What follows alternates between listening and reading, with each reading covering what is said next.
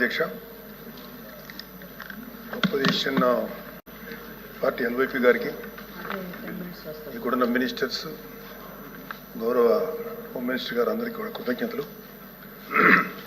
అధ్యక్ష, delayed justice ఇవాళ మనకున్న డేటా ప్రకారం భారతదేశంలో 3,30,00,000 కేసులు ఇంకా పెండింగ్లో ఉన్నాయి.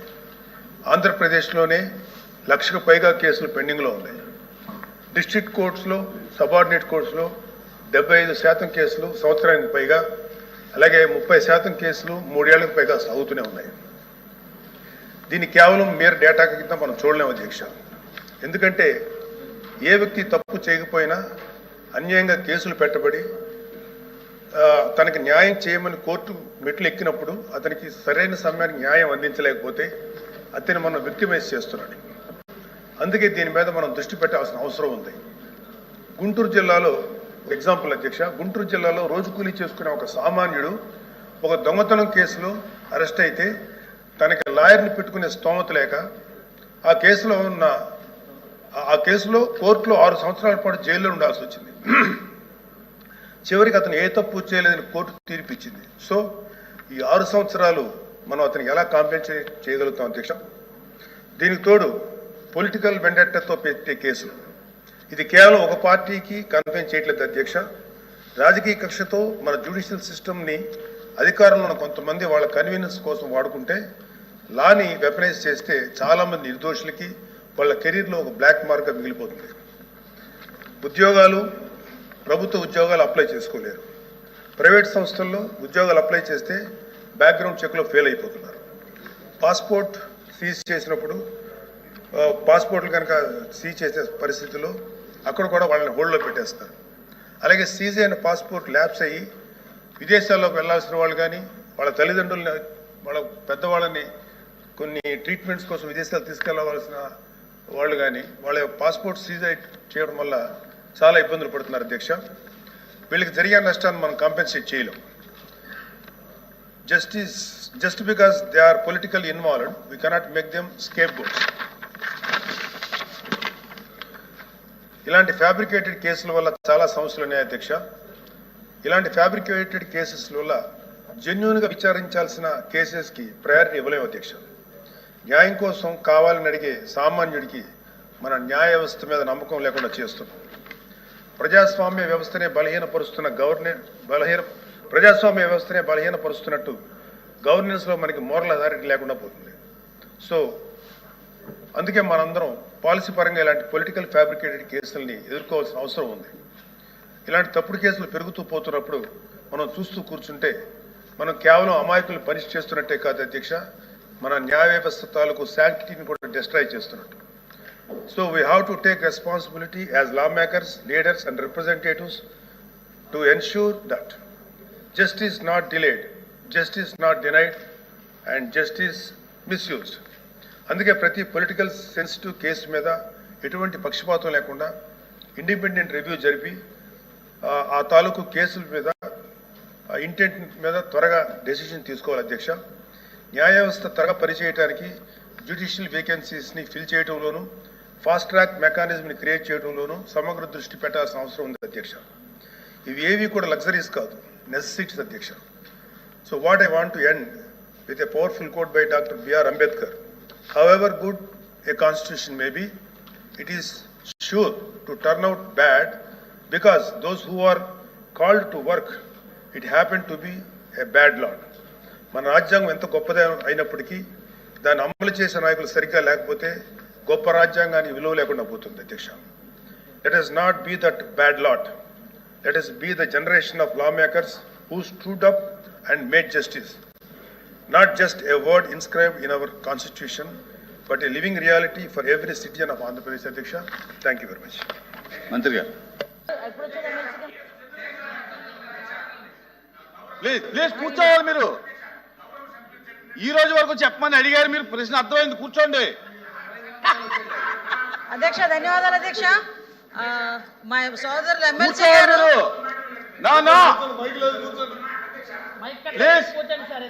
మీకు మైక్ కట్ అయింది, కూర్చోండి. మీరు ఏం మాట్లాడిన రికార్డు కాదు, సార్. మైక్ కట్ అయింది, కూర్చోండి. ఏంటి సార్ ఎల్ఓపి గారు ఇది? ఎల్ఓపి గారు మీరు అలా రిక్వెస్ట్ చేశారు, ఇచ్చాము. ఏంటిది? ప్లీజ్ హోమ్ మినిస్టర్ గారు కూర్చోవాలి మీరు. అధ్యక్ష కూర్చోవాలండి. క్వశ్చన్ అడుగుతారనుకుంటే లెక్చర్లు ఇస్తారేంటి అధ్యక్ష? Please continue. అధ్యక్ష ధన్యవాదాలు అధ్యక్ష. మరి మా ఎమ్మెల్సీ గారు ప్రీవియస్ పోలీస్ ఆఫీసర్ గారు ఏ తప్పుడు కేసులు ఎవరెవరు పెట్టారంటే అవి కూడా బయటకు తీస్తాంలేండి, ఎవరెవరు ఏ తప్పుడు కేసులు పెట్టారు అవి తర్వాత ఆలోచించుకోవచ్చు. అధ్యక్ష ఒకటి, ఇప్పుడు ఇందాక మన గౌరవ సభ్యులు నాగేంద్ర బాబు గారు అడిగిన క్వశ్చన్ అధ్యక్ష. యాక్చువల్గా అధ్యక్ష మనకి ఇక్కడ చూస్తే అధ్యక్ష లాస్ట్ 9-24 మనం అబ్జర్వ్ చేసుకుంటే మ్యాక్సిమం తప్పుడు కేసులే నమోదైన పరిస్థితి. అవి ఒక పక్క పొలిటికల్ కేసులు అవ్వచ్చు, ఒక పక్క ప్రెస్ వాళ్ళ మీద కేసులు పెట్టడం అవ్వచ్చు, ఆఖరికి సోషల్ మీడియాలో ఒక పోస్ట్ ఫార్వర్డ్ చేసినందుకు సిఐడి ఆఫీస్ నుంచి నోటీసులు ఇచ్చి సిఐడి ఆఫీస్కి పిలిపించుకొని కేసులు పెట్టిన సందర్భాలు కూడా చాలా ఉన్నాయి అధ్యక్ష. ఇలాంటివి దయచేసి వినండి సార్. నేనేమి అబద్ధాలు మాట్లాడట్లా, నేను విషయం చెప్తున్నా సార్. కొన్ని క్వశ్చన్స్ అడిగారు, మీరు కూడా 5 సంవత్సరాలు లాస్ట్ 5 సంవత్సరాలు మీరు కూడా అధికారంలో ఉన్నారు. ఏ కేసులు ఎలా పెట్టాలి, ఏ కేసు ఇన్వెస్టిగేషన్ స్టేజ్లో ఎలా ఉంటాయి, కోర్టుకు వెళ్ళిన తర్వాత ఎలా ట్రయల్స్లో ఎంత టైం పడుతుంది అవన్నీ కూడా మీకు కూడా తెలుసు. యాజ్ ఆఫ్ నౌ నేను చెప్పేది ఏంటంటే అధ్యక్ష, జెన్యూన్గా ఒక కేసు పెడితే దానికి సంబంధించి కోర్టులో మనం ఫైట్ చేసుకోవటమా, కోర్టులకు మనం ఆశ్రయించడం అన్నది పక్కన పెట్టచ్చు అధ్యక్ష. ఇక్కడ చూస్తే అధ్యక్ష ప్రభుత్వాన్ని క్వశ్చన్ చేసినందుకు, ప్రభుత్వం మీద వ్యతిరేకంగా ఒక పోస్ట్ పెట్టినందుకు, పోస్ట్ పెట్టడమే కాదు ఆ పోస్ట్ ఫార్వర్డ్ చేసినందుకు, అంటే దాని మీద కేసులు పెట్టడమే కాదు, ఎస్పెషల్లీ మహిళలు ఎవరైనా కూడా ఆ ప్రభుత్వాన్ని వ్యతిరేకిస్తే ఏదైనా పోస్ట్ పెడితే గత ప్రభుత్వాన్ని క్యారెక్టర్ అసోసియేషన్ చేసి కూడా సోషల్ మీడియాలో పోస్టులు పెట్టిన సందర్భాలు కూడా ఈ సందర్భంగా గుర్తు చేయాలి అధ్యక్ష. దీంట్లో భాగంగా అధ్యక్ష చాలా మంది మీద కేసులు, అమరావతి రైతులు రాజధాని అమరావతి ఉండాలని చెప్పేసి కోరుకునే నేపథ్యంలో వందలాదిగా కేసులు పెట్టిన నేపథ్యం. దయచేసి ప్లీజ్ సార్, నేను అన్నిటికీ సమాధానం చెప్తా, అన్నిటికీ ఇది నా టైం సార్. ప్లీజ్ క్వశ్చన్ అడిగింది మా వాళ్ళే, మీకు చెప్తున్నాను సార్. అదేవిధంగా అధ్యక్ష ఎస్సీ అట్రాసిటీ కేసులు నా మీద ఎస్సీ అట్రాసిటీ కేసు పెడితే నేను ఇప్పటికీ కూడా కడప కోర్టుకి నేను మాట్లాడమంటున్నానండి. మీరు కాదు సార్, మీరు కాదు.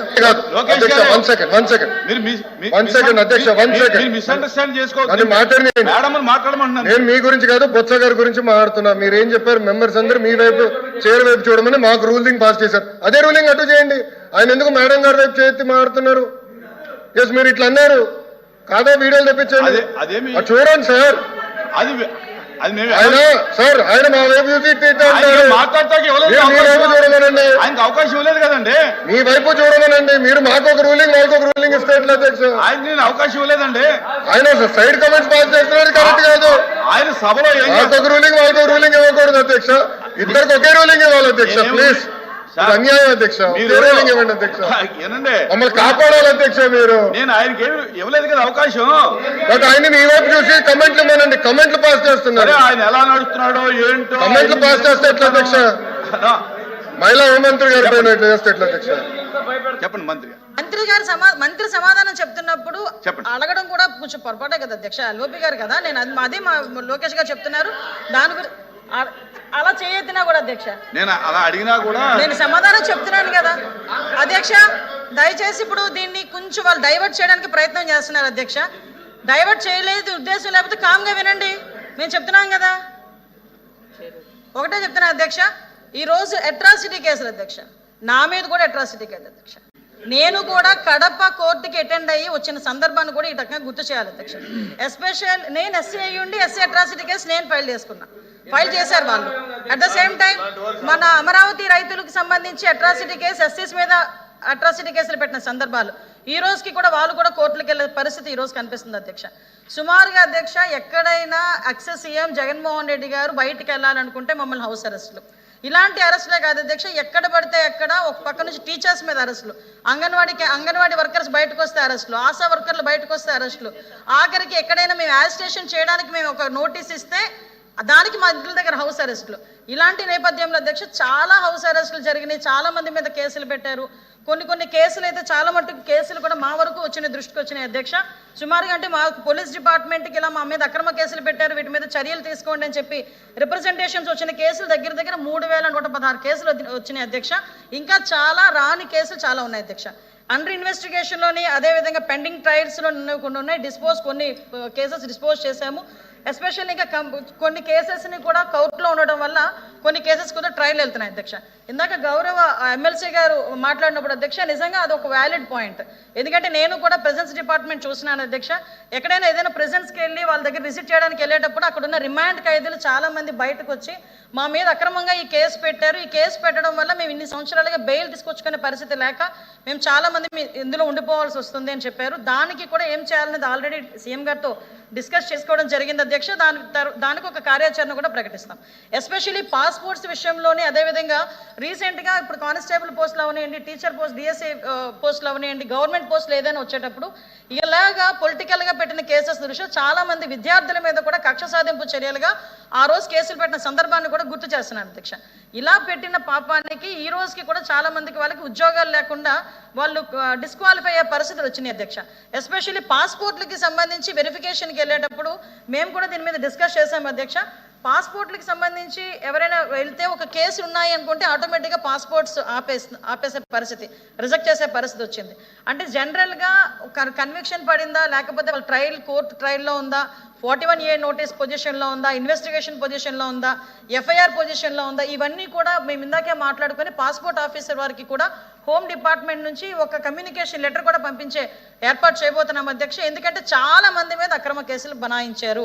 లాస్ట్ 5 yearsలో వాళ్ళు పడకపోతే ఒక దొంగతనం కేసు పెడితే ఒక ముస్లిం ఫ్యామిలీ మొత్తం కూడా సూసైడ్ చేసుకున్న సందర్భాలు కూడా చాలా ఉన్నాయి. ఇలాంటివి కేసులు పడి ఉద్యోగాలు రాక ఇప్పటికీ కూడా కుటుంబ సభ్యులు చాలా ఆవేదనతో ఉన్నారు. కాబట్టి మేము ఒక కమ్యూనికేషన్ కూడా ఒకటి ఇచ్చే ప్రపోజల్ కూడా ఉంది అధ్యక్ష.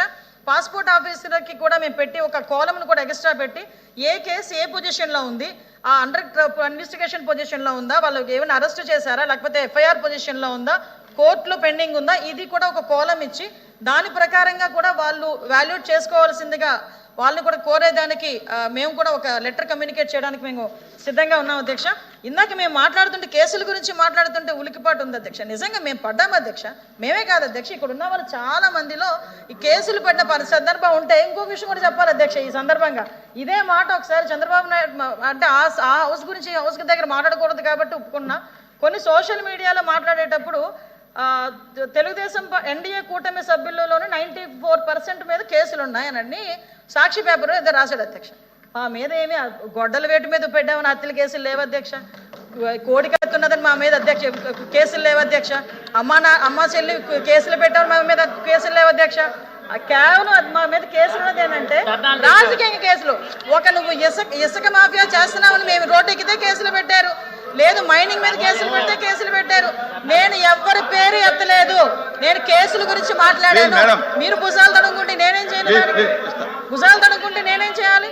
ఈ రోజు లీగల్ గా అది కూడా అధ్యక్ష ఈ కేసులు ఏదైతే ఉన్నాయో ఈ కేసుల్ని తొందరగా వాళ్ళకి ఎలా పరిష్కారం చూపించాలనే ఉద్దేశంతో పోలీస్ డిపార్ట్మెంట్ తోని అదేవిధంగా లా డిపార్ట్మెంట్ తోని కూడా ఒక మీటింగ్ కూడా అరేంజ్ చేసుకోవడం జరిగింది అధ్యక్ష. దీని మీద యాజ్ వెల్ యాజ్ పాసిబుల్ ఒక మంచి న్యూస్ రావాలని నేను కూడా మనస్ఫూర్తిగా కోరుకుంటున్నా. దానికి హోమ్ డిపార్ట్మెంట్, లా డిపార్ట్మెంట్ రెండు కూడా కోఆర్డినేషన్తో పనిచేస్తున్నాయి. గవర్నమెంట్ కూడా దీనికి పూర్తి మద్దతు కూడా ఇస్తుంది అధ్యక్ష. థ్యాంక్ యూ అధ్యక్ష.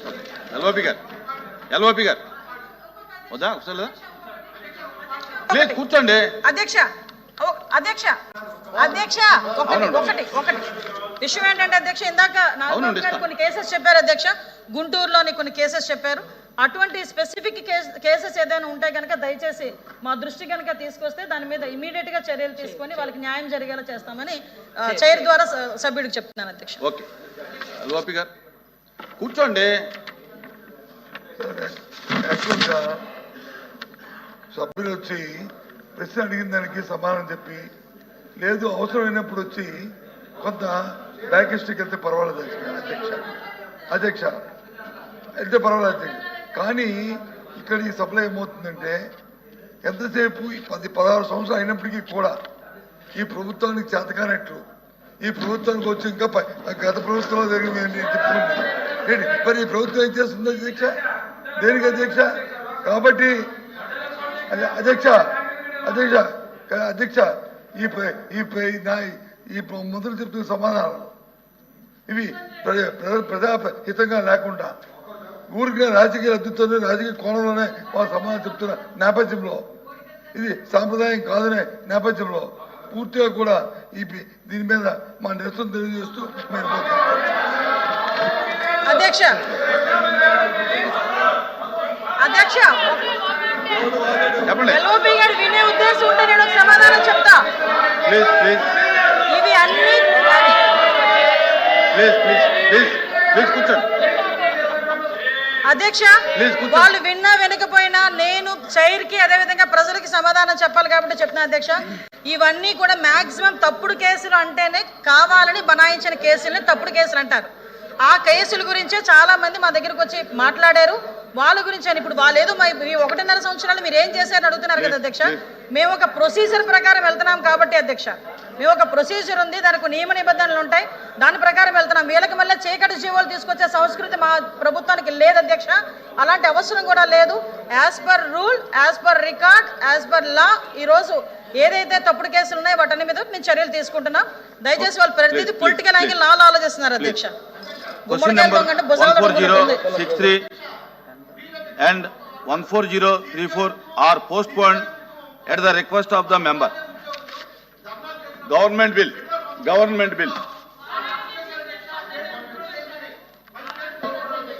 Okay.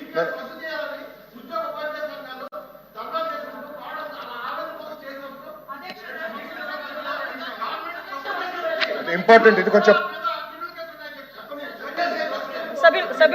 సభ్యులు అడిగిన క్వశ్చన్కి అధ్యక్ష చైర్ వినట్లేదు అధ్యక్ష. ఇప్పుడు సిపిఎస్ కేసెస్ సంబంధించి మా దగ్గరకు వచ్చినవి 149 కేసులు మా పరిధిలో వచ్చినాయి అధ్యక్ష. దానికి సంబంధించి డిస్పోజ్ అయిపోయినవి 119 కేసులు డిస్పోజ్ అయిపోయినాయి అధ్యక్ష. పెండింగ్ ట్రయల్ 20 ఉన్నాయి, అండర్ ఇన్వెస్టిగేషన్ 7 ఉన్నాయి. అంటే 80% సిపిఎస్ గురించి టీచర్స్ చేసిన పోరాటంలో 80% కేసులు ఎత్తివేయబడినవి. మిగతా కేసులు కూడా యాజ్ ఎర్లీ యాజ్ పాసిబుల్ తీసుకుంటాం అధ్యక్ష.